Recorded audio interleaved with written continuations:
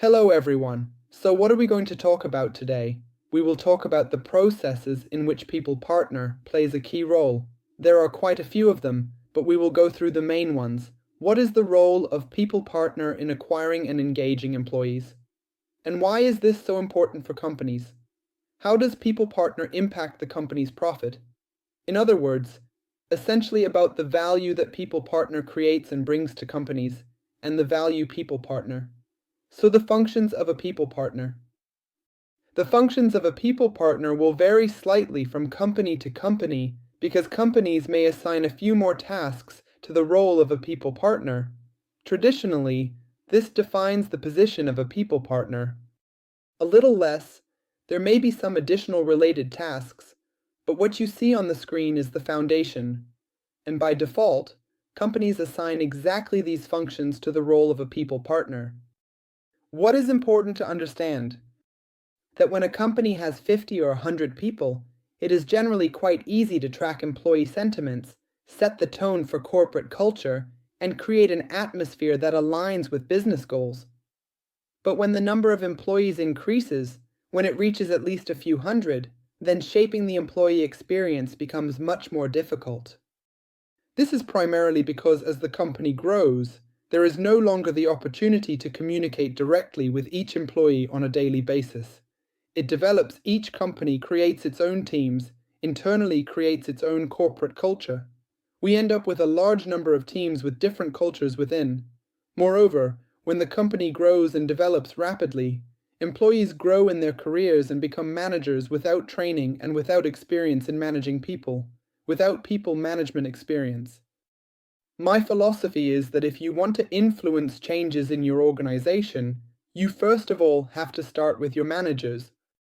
Because they convey the business message to the line employees, they shape the employee experience.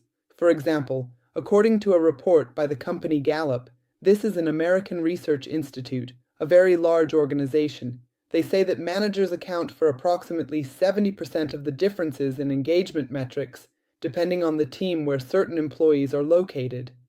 That is, the manager influences the team's engagement metrics by 70%.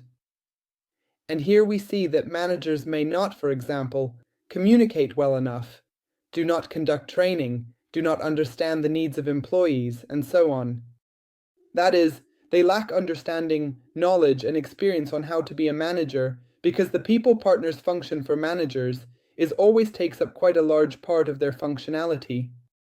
And because of this situation, where managers do not pay enough attention to employees, do not engage with them effectively as a result. And that's when one of the key functions of a people partner is to actually compensate for these shortcomings of the manager through their functionality, which you see on the screen. Onboarding, retention, training, performance management, evaluation, offboarding, one-on-ones. These might seem like everyday things, but believe me, not every company has them, and not every company has them set up correctly. And of course, for example, in onboarding, the people partner will be highly involved. And for example, in training, the people partner will not be as involved because the people partner does not directly handle employee training. However, they can assist the manager in understanding what training is needed, selecting providers to conduct this training, and so on. Build and maintain trusting and partnership relationships with each employee of the company. This should probably be the first point because a people partner cannot effectively perform their functional duties until they establish trusting and partnership relationships with the employees because it's impossible to properly convey the company's values. You see, there's this point: to properly conduct performances, assist with them, organize, monitor situations in teams, conduct coaching sessions. It's impossible until you have proper trusting partnership relationships with the employees. Next, you see, act from the position of a coach, helping to find the best solutions at the intersection of employee and business interests. I always say that HR always have on our scales the interests of both parties. There are the interests of the companies, and there are the interests of the employees. And every decision we make should be made in such a way that we understand how to align the interests of both parties, how this decision will benefit the companies, and what it will provide for the employees. This is our function. This is our task within the company, to ensure that the interests of both the company and the employees are considered, conveying the values of corporate culture. We will talk a little more about this in detail later. The people partner essentially meets the employee when they join the company, and they will be the person who conducts offboarding and other processes, and they accompany the employee throughout their entire period of life within the company. Therefore, the people partner is one of the key people in the company who convey values and corporate culture. They carefully observe how other employees in the organization share the company's values, and how the leaders share and convey the company's values. Then as a result, they provide feedback to both leaders and employees, and they can influence the process of adjustment and, for example, create new values within the company if they see that the current values or the current corporate culture need to change because companies evolve. Let's move on. 87% of remote workers and 88% of workers with a hybrid schedule agree that flexibility provides them with a work-life balance. This is necessary to keep up with work and other responsibilities. So since the remote work format or hybrid work format still predominates in most companies, it's important to understand what functionality is critically important. What is important to understand? Firstly, the advantages of remote work are logistical because I spend less time commuting to the office, or I don't spend any time at all, or if I go a few times a week, then the number of hours are saved from being stuck in traffic. But the disadvantages of remote work are psychological because the boundaries between home and work become blurred. We actually work more because our workday becomes irregular. And these advantages do not compensate for the disadvantages because they are different. And we, as employers, must compensate for the psychological disadvantages. When I am a remote worker, I am a disconnected worker. For example, when you're sitting in the office, you're constantly surrounded by a work context. There's activity in the office. You see some negotiations, meetings. During coffee breaks, someone goes for a smoke together, someone has lunch. You're surrounded by a work context everywhere. And then when you see some decisions being communicated from management, you basically understand why this is happening because you're surrounded by this context, and then you feel rooted in this context. When I'm a remote employee, I don't know all of this context. In fact, the only threads of connection between a remote worker and the company are our newsletters and meetings with the manager. And the problem is that, unfortunately, not all managers understand or want to understand that they are the main source of alignment between what is happening in the company and what oversee employees. This bridge is mostly maintained by managers because it is the managers who, in most cases, communicate with the employees and their teams. And since we talked about how managers may not know, may not want to, or may not be able to, the reasons can vary. There are people partners who compensate for the shortcomings of managers. Or for example, a manager may understand the importance, but has so many employees directly reporting to them that they physically cannot manage it. Therefore, a people partner, through their functionality, can address these shortcomings. So I have highlighted 6 key points that are critically important, which a people partner does for companies in. Firstly, it's two-way communication. Of course, we have newsletters, or for example, general meetings that take place with the top management of companies. But we understand that only a certain percentage of our employees actually read all our newsletters. The percentage of employees who at least finish reading the newsletter or just look through it. That's why we have the people partner. They are responsible for conveying important information to each employee. As practice shows, no matter how clearly you write everything, no matter how detailed you describe new implementations, decisions, rules, and so on, there will always be those who don't get it, employees who didn't read through, didn't see, or didn't understand they have some questions, and that's exactly where the people partner can clarify, explain, and answer these questions. Employees also have two-way communication, which is very important. For example, as an HR director, I can't physically give attention to each employee. I can't physically communicate with every employee. That's where people partners come in. They communicate to employees the decisions made by management and what's happening in the company, because not all employees see this. They also communicate with employees, understand their needs and requests, and then relay these needs and requests to management. So for me, people partners are essentially like my eyes, my hands, my ears, and my voice, who can communicate with employees and, for example, say, hey, look, there's a need for this and that. Maybe we should launch such an initiative, or we see that many employees have these kinds of questions. Let's plan something. In other words, they convey that important information so that employees have the opportunity, not only through surveys, which we conduct regularly, of course, but also have the chance to talk to an HR department representative and ask questions. And they know that if there are any inquiries that the people partner cannot immediately answer, they will then go to the manager, get the answer, and relay it to the employees. Data and analysis. Since the people partner communicates with employees, and since the people partner can reach all employees to ensure they complete the survey, see the newsletter, and so on, they gather a huge amount of data about what is happening, how it is happening, what the needs are, and so on. And then the people partner analyzes this information, and they can already pass on, for example, their suggestions based on the analysis of the data they conducted through some internal surveys. There is already some data, plus there are individual meetings, and then the people partner comes to me with a detailed proposal and reasoning as to why this is happening and what they suggest. Or for example, if they don't know what to do in this situation, then I get more involved and we think about what would be best to do. The connection between the company and the employees. We've already discussed that people partner is a bridge between the employees and the company. They support it through communication and clarifications. Well, and certainly, people partner when meeting with the team, whether it's offline, for example, team meetings, or at least online meetings with teams, can act as a team builder. Again, helping the manager to unite their team, especially if it is entirely remote.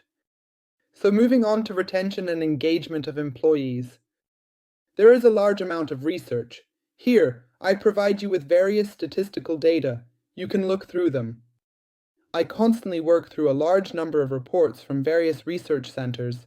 For example, Gallup, which conducts research worldwide. Probably for the last 10 years, the topic of engagement holds the top spot in companies, in HR, and generally in companies overall. For example, the Gallup indicates that over the past year, if you look at companies only in the USA, they missed out on $500,000 in profit due to low employee engagement, such as low motivation and productivity. That is why a high level of engaged employees equals greater productivity, because an engaged employee treats your company as if it were their own. They then look for opportunities. For improvement, identify any gaps that exist, highlight them, and think about how to enhance them. This comes from within, because I treat this company as if it were my own. On one hand, we understand that a low level of engagement results in significant losses. On the other hand, we understand that by working on the level of engagement, we have a huge potential to increase the company's profitability by enhancing the company's engagement level. And People Partner has a significant impact on employee retention and engagement metrics. We mentioned at the beginning, the Gallup claims that an employee's engagement depends on their immediate supervisor, but if the supervisor doesn't pay enough attention, doesn't communicate sufficiently, doesn't conduct one-on-ones, but if the People Partner does this and additionally provides feedback to both the supervisor and the employees, then they don't overlook this aspect, and then the People Partner can improve these indicators.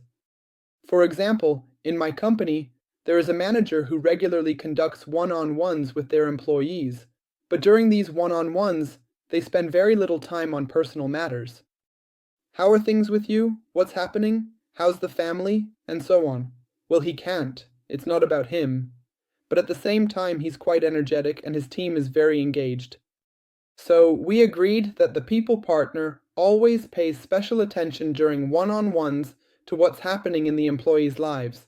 Then they meet with the manager for a one-on-one and briefly say, this employee is doing well, this and that is happening, and for this one, such and such is happening. And the manager is aware of what's happening with their employee. So the People Partner assists the manager in certain situations that are inconvenient for them to handle, either because they don't have the time or they don't know how to do it. It's important for the people partner to first understand how they influence employee engagement and retention. We will discuss this in detail in the second module. What does a high level of engagement provide? This has already been confirmed by large studies. About 1.5 million employees participated in the survey by the company Gallup. When there is a high level of engagement in a company, absenteeism is reduced by 78%, meaning there is less absence from work. Turnover decreases by 21% in companies with high turnover, and by 51%. In companies with low turnover, thefts decrease and customer loyalty increases. Profitability increases, but here they would look at sales teams as it was the easiest to observe there. And company profitability increases by 23%.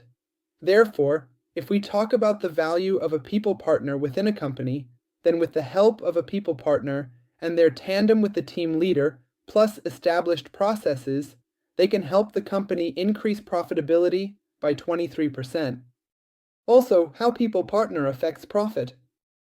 Here, you see, I made a few slides for you because when we work and communicate with the company's management, with the company's shareholders, these are people who primarily communicate in the language of metrics and numbers. So these are exactly the metrics that can be easily tracked and then used to show the results of activities. So people partner affects turnover, engagement, as we already mentioned, and loyalty. NPS shows this very clearly and effectively.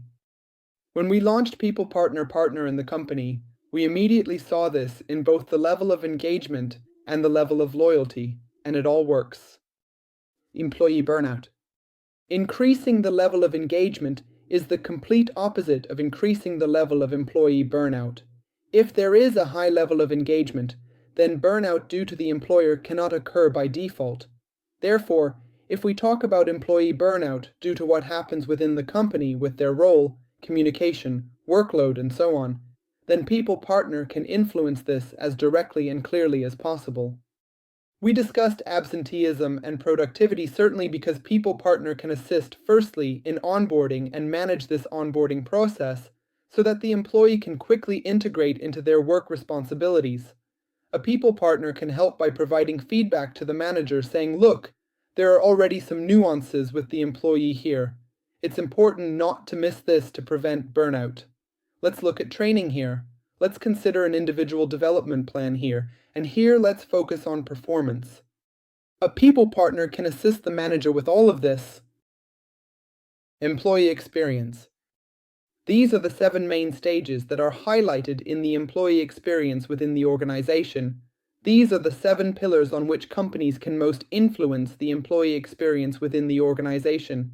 And you can see if the first 2 points where the people partner almost plays no role, meaning recruitment and attraction, the people partner almost never participates. Then further on, undoubtedly, in the onboarding process, there is maximum involvement. In the process of working with employee engagement, there is maximum involvement. Performance is partial because the people partner helps conduct the performance process, reminds, can schedule meetings, and so on. But undoubtedly, the performance is done by the direct manager.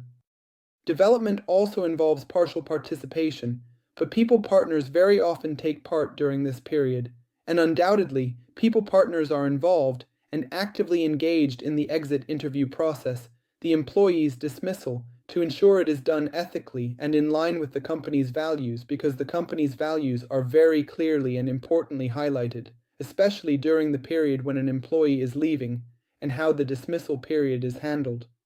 It is important for the people partner to conduct and oversee this process. Key competencies of a people partner. Certainly, these are not all the competencies a people partner should have, but they are key because without them, it would be impossible to perform their role effectively. Critical thinking. A people partner will receive a huge amount of information, requests, complaints, and suggestions from employees. If they do not subject this information to critical thinking, it will simply be a pointless transfer of information to the manager. The manager will then have to filter all this information. Therefore, it's important to critically assess this information, ask clarifying questions, and understand if it's really just a casual conversation. We just talked well, the stars aligned, and the person needed to vent, or if it's truly an important issue that deserves attention. Undoubtedly, effective communication, building relationships, and change management are crucial because the HR department generally initiates a large number of changes. If we talk about a people partner, they communicate these changes, explain them, clarify them. So they are like an ambassador of change within companies. Therefore, they must undoubtedly understand how to manage these changes, the stages, the elements, and the moments involved. Again, about all these competencies, about their components, and in detail how a people partner should manage and utilize these, we will discuss in the course. Flexibility. I think you understand is essential. Because leaders are different, companies change, challenges within the company change, values change, employees, circumstances, and so on. In principle, I believe that in the HR department, flexibility is essential in any position. And conflict management. If there is more than one employee in a company, conflicts can arise. This is normal. A people partner needs to understand how to manage conflicts within the team, conflicts between employees, conflicts between a manager and employees, where to act as moderators, what might be the causes of the conflict, who has what personality traits, communication styles, and so on. Why did this conflict arise, and how it might best be resolved moving forward. This all falls under the competency of conflict management. So I have highlighted these 6 main points for you. Well, undoubtedly, the additional ones are important, but not critical. Let's say a bit more statistics. HR truly understands what is needed and what employees want. There was such a survey. The Gartner company conducted it, and we see that only 29% of surveyed employees said they truly believe that HR understands what is needed and what employees want. Only 29% of employees. With the help of People Partner, this is very easy to increase this numbers. Not only through a questionnaire, but also in personal meetings and when. They come back to them and say, look, we talked about this. There was such an idea, or there was such a proposal. It was implemented because sometimes employees don't realize that it was thanks to your comment that this happened. They might just overlook it, or they might think, well, I wasn't the only one who mentioned it. That's exactly what they did, and it doesn't always happen this way, but when it's communicated and explained, then there will be understanding and the attitude will be completely different. And the second point is surveys. You see, HR involves employees in data collection and needs identification only. 28% agree. We talked about this before, that the people partner establishes two-way communication from top to bottom. They transmit data, collect data, analyze data, conduct internal surveys, and so on. These indicators would be completely different. The importance of improving the employee experience. Briefly, according to various studies, you see, I am presenting research from different companies here. How well are you working on these? The stages of the employee experience we talked about, like onboarding, performance, development, engagement, and so on, will also directly reflect in work efficiency, work productivity, and ultimately in the company's profit. In the course, for example, I present a direct connection between the level of employee engagement and the increase in sales volume because an engaged employee works better with clients, for example, improving customer loyalty. This has also been proven by all studies, and as a result, we have greater profitability. Through such aspects, significant changes can be implemented in the company, improving various metrics. And here, you also see various statistical data regarding the employee experience and why it is important for many employees. Okay, so thank you very much for taking the time to join my webinar. See you on course.